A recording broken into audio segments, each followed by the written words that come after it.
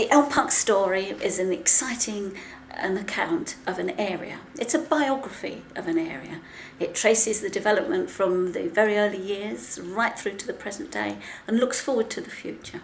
It's packed with many hundreds of photographs, illustrations, and many little sound bites of reminiscences from people who have lived in the area. It's very readable, it's very accessible because it's a sort of book you can pick up and glance, read a few pages, put it down. And I think it's going to be of so much benefit to all sorts of different people within Elm Park. You've got the older generation who remember the beginnings of the estate. You've got the younger children who, have this project, the place where I live. And at the moment, there's nothing at all to give them information about Elm Park, not just the history, but the development of various aspects of community life.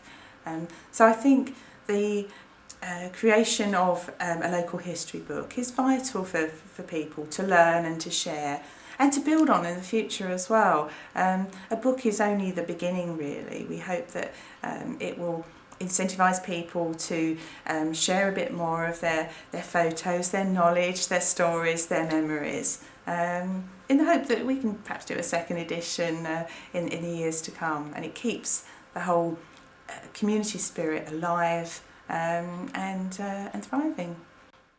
Well, there's been a hell of a lot of change, hasn't there? I mean, and I think it'd be nice for the youngsters and the children coming in to see what it was like years ago as to what it is now. Like Elm Park, for instance, there was lots of, you just went and got out your local shopping. Now everybody goes off to the supermarket and comes out with big trolleys of shopping. That never used to happen when we was little children. We just used to go over and get one or two things. People sometimes don't appreciate that their own area is full of history, and people may think, oh, Elm Park, it's only quite a new place.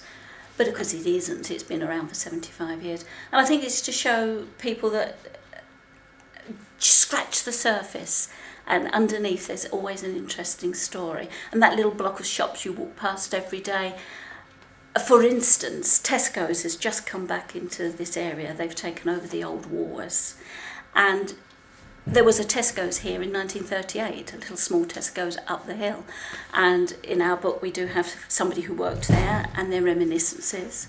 So I think it's just that diving into the unknown and discovering, yes, even if you think you live in quite a boring place, no, that's not the case.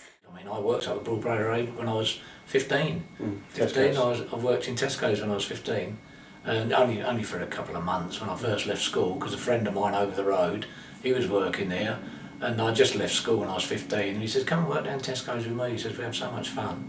And that was on Broadway Parade up the hill, on the right hand side. And I worked for the Grays Co-op. I was a baker's roundsman. I had an electric barrow that we used to plug in every night. That's making me sound really old now, doesn't it? And I had a round in Elm Park, all around Elm Park, going up to the door with the basket with cakes in it and bread, and £12 a week. Fantastic. Yeah, and you finished early. Yeah, 11 o'clock every day. Yeah, that's right. Well, people ordered their bread, you know what to give them every week, but you went to the door with a basket to try and tempt them to buy some cakes, so you get extra money. But because I come from the city, earning sort of £7.17 and 6 a week, and coming back to Elm Park, walking down there every day, getting £12 a week, no fares to pay or anything, so, I was well off. You thought you were going to be a millionaire, didn't you? Yeah, yeah.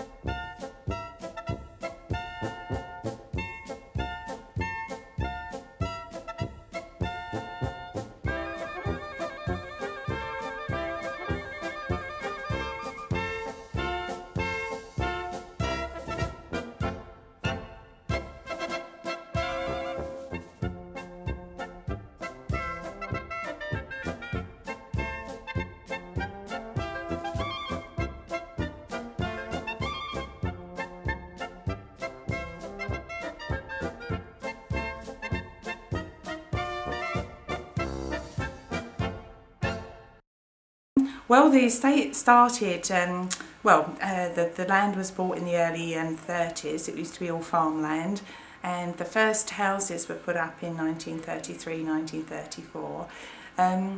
The estate actually wasn't officially opened until 1935, and it was a joint opening of not just the estate but also the official opening of the Elm Park tube station, or the railway station as it was then. The role of the Elm Park station was crucial, and Costain again was very clever. He knew that if he built an estate, he had to have the infrastructure to get people back to where they worked. So if he was encouraging Londoners to come out to Elm Park, he had to have a method of getting them back to their jobs. And about 10 years previous, he had built an estate in Croydon and had not taken this into consideration. And he had to run a private bus service for the people on his Croydon estate to the station for several years, because people just wouldn't buy the houses without access to a station. Elm Park was built as a bit of an overflow from the East End of London to give people a new way of life, a very healthy way of life as well. Hence the subject, or the title, Garden City. Many people who lived in the East End didn't have any gardens at all, and they suffered from all the fumes and poor ways of living in the East End of London. So this was a dream, if you like, for people to come out to the environs of London, enjoy a new way of life, and for the first time in their lives have a mortgage too, which at the time, the 1930s, was affordable in the same way that a renting was for people. And that's what made Elm Park quite special.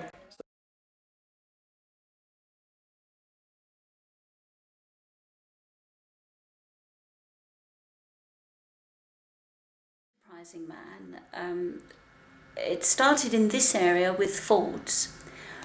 Ford from America was building his Ford's factory at Dagenham, and he sent over one of his relatives, Alfred Costain, to Ireland to actually tackle Ford about houses for the workers.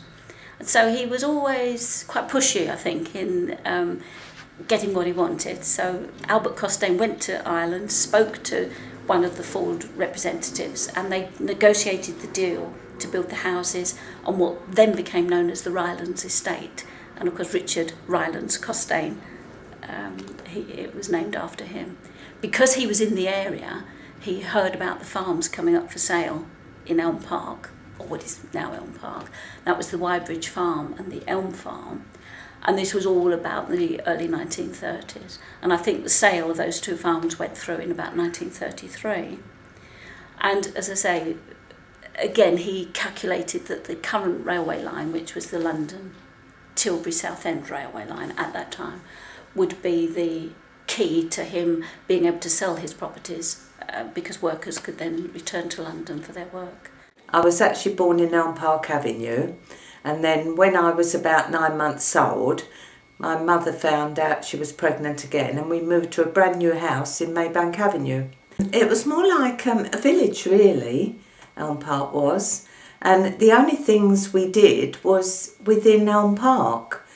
Like we went to the local church, and we went to Sunday school there.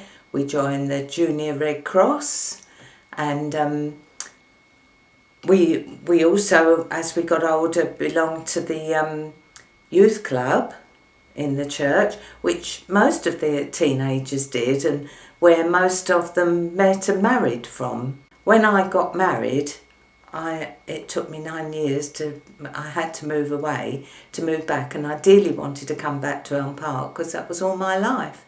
Maybank Avenue only went to about number 110, in front of Tesco's. There was nothing like that, and that was the airfield. That was the runways.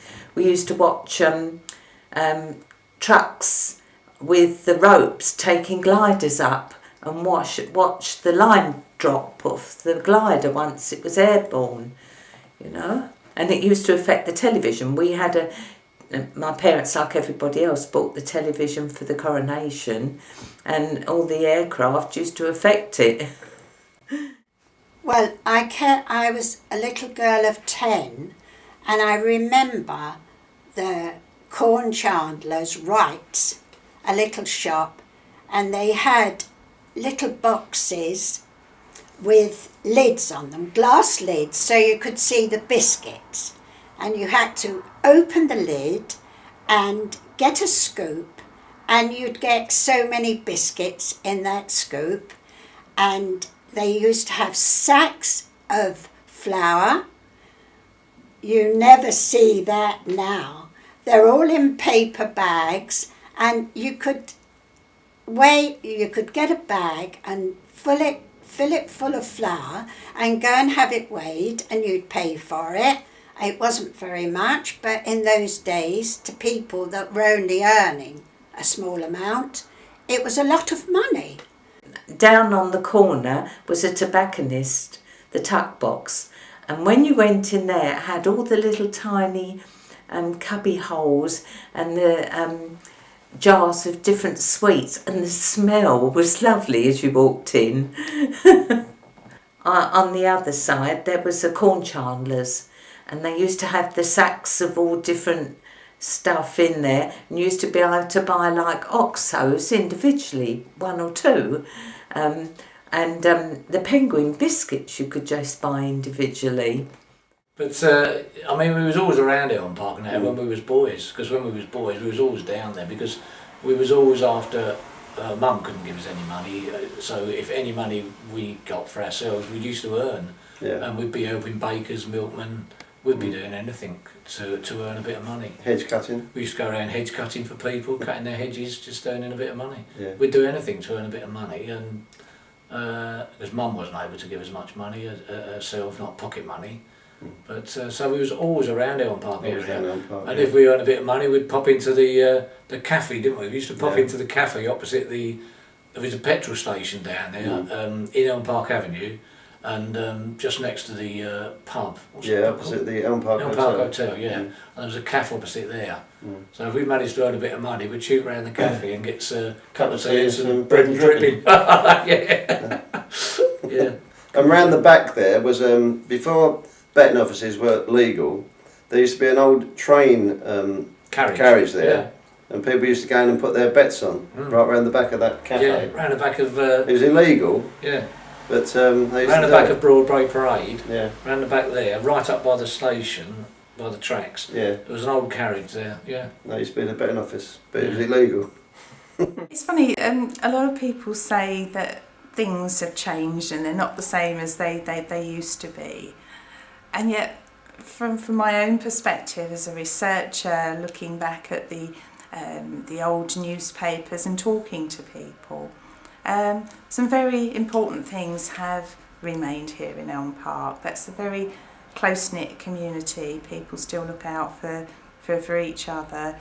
I think any local history book, but particularly the Elm Park Story, offers a sense of belonging to people. People are curious to know what was here before, what the area was like and how it's developed over the years. And I think if you use the book to track through the changes over the decades, one can see that positive change has taken place, and that there is room for positive change in the future as well.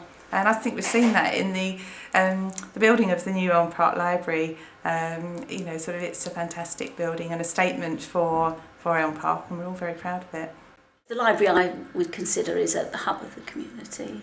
It's always played a part as the place where people go to borrow books, where they come for information, where they come just for a chat, to meet those nice library ladies.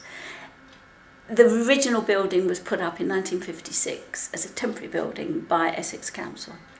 And there is a whole chapter in the book about the library and the development of the library service, because really Elm Park should have had a library from the time it opened, but it didn't. And there were various attempts before the 1956 build. There was a mobile library, and people could walk through the park to what is now the Mind centre, the Harrow Lodge itself. And then Hornchurch Library was built, I think, later on in the 60s. But for many years, Elm Park Library was the oldest library in Havering. But of course, it was only temporary. It was only meant to be up for 10 years. About the time that it should have been pulled down and changed, Essex Council relinquished all the rights, and Havering Council, the London Borough of Havering, was created in 1965, I think that was. And unfortunately, nothing happened until a few years ago. And then, of course, the poor old building was in a parlour state. It had to come down. And I think it's really super. I think the shape of the building is exciting and is a real feature in this park, this half of Elm Park. The fact that there's solar panels and the sedum roof, I think ticks all the right boxes, obviously. But as far as people are concerned, they've got their library back.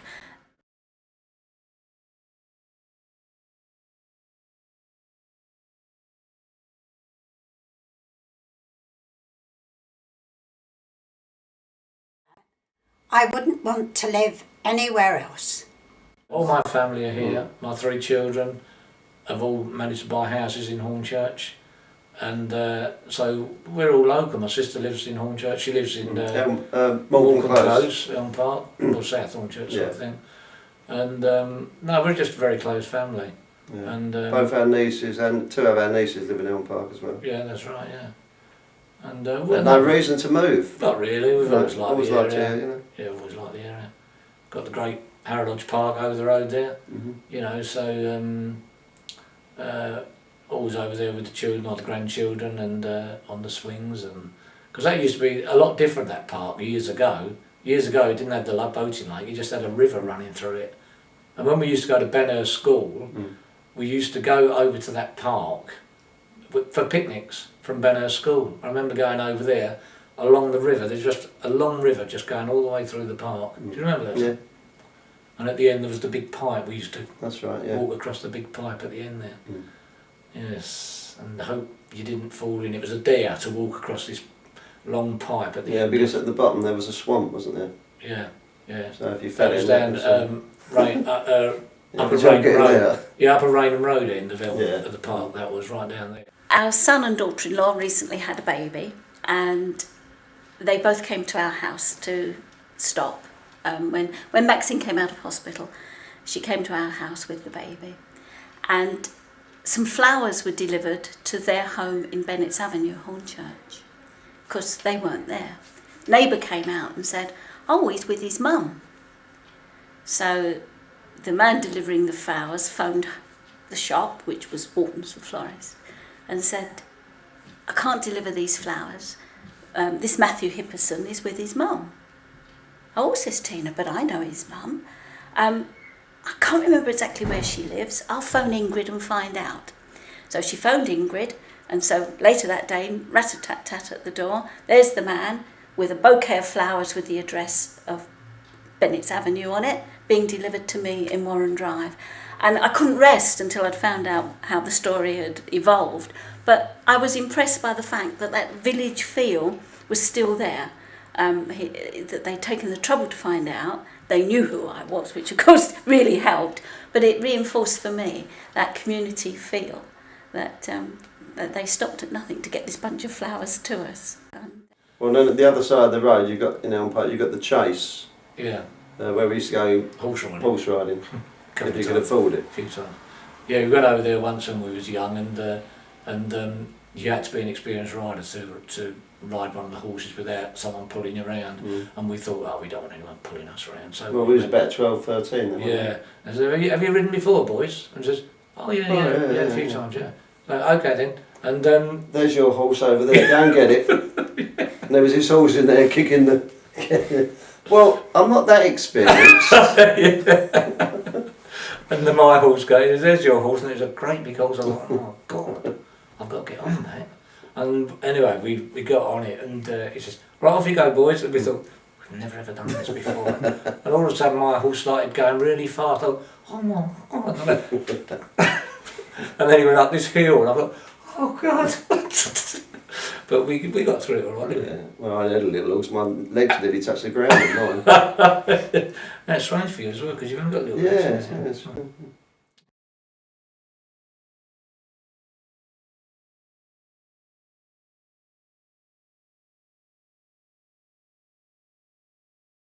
I suppose it's the change in the whole community culture that originally Elm Park was just fields.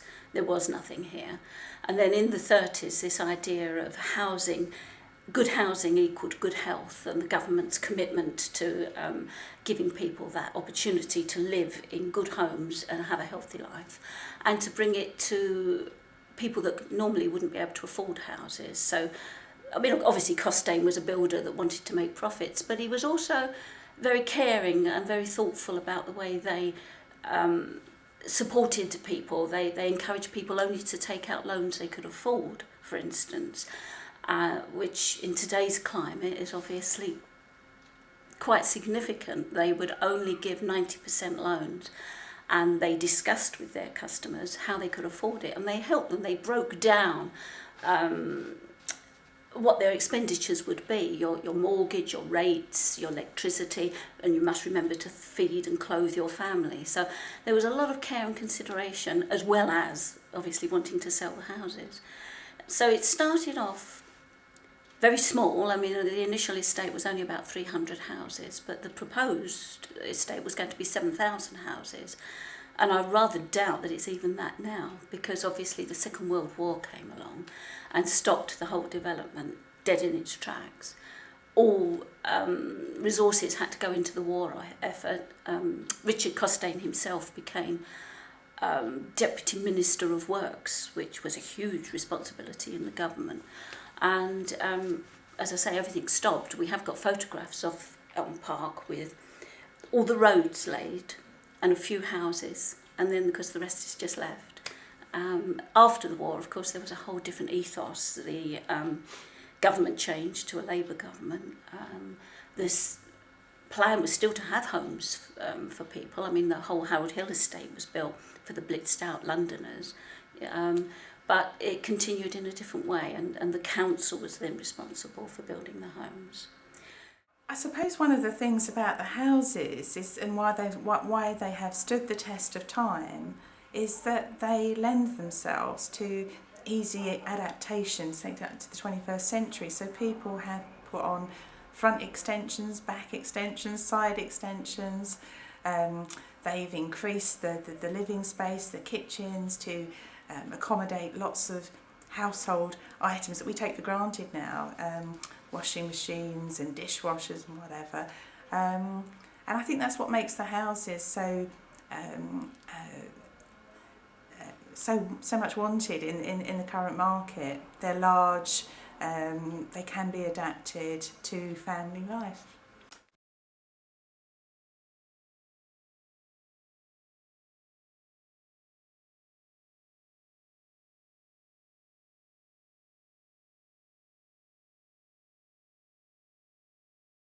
Oh, the actual book starts with sort of, not literally the Big Bang, but it talks about how the gravel beds were laid down, the movement of volcanic action. I mean, just a paragraph. But yes, it goes right back, because the fact that there's sand and gravel beds here actually is quite important, because that is another factor, going back to Costain. He was able to cut costs because all he had to do was extract the gravel and the sand on the sites, and there he had his raw materials. So, for some of that early history, prehistory, if you like, is very important. Yeah, I mean, my own personal benefits is a bit of a dream come true, making this come to life. It's very easy saying, let's start on a project, and it doesn't get finished. But this one has, and I'm really proud of that. I think youngsters will enjoy dipping into it, because local history is always part of schools' curriculums, and children are interested in where they've come from. When I was at work, I used to have children come in from the schools to the library for classes and get out bits of memorabilia, and they were always fascinated. So definitely children, definitely people who have lived here any length of time, again, because people are naturally curious about their area. People that have only just moved in for the same reasons, that, oh, you know, Elm Park. And people that are interested in this idea of urban developments and there being nothing and then a brand new housing estate. And Elm Park is coming up for 75 years. Next year it will be officially opened, 75 years. So I think the appeal is right across the board.